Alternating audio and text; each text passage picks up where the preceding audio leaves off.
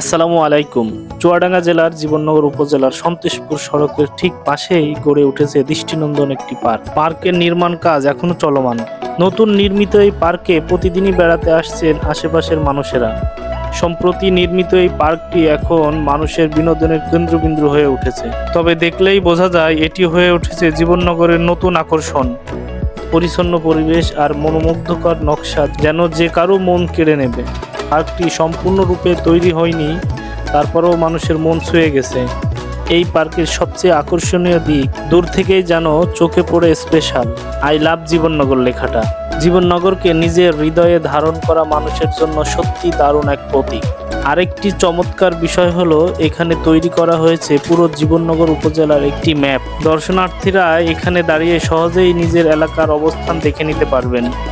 আপনারা ইতিমধ্যেই দেখেছেন এখানে সুন্দর সুন্দর স্পেস তৈরি করা আছে। সব থেকে দার্শনিক যে স্পেসটা, সেটা থেকে আপনি পুরো পার্কের ভিউটা নিতে পারবেন এবং বাওড়ের সৌন্দর্য দেখতে পারবেন।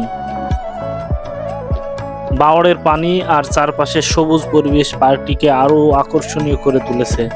আজ এ পর্যন্তই, আবারও দেখা হবে অন্য কোনো নতুন ভিডিওতে। সে পর্যন্ত সবাই সুস্থ থাকুন, ভালো থাকুন, সুন্দর থাকুন।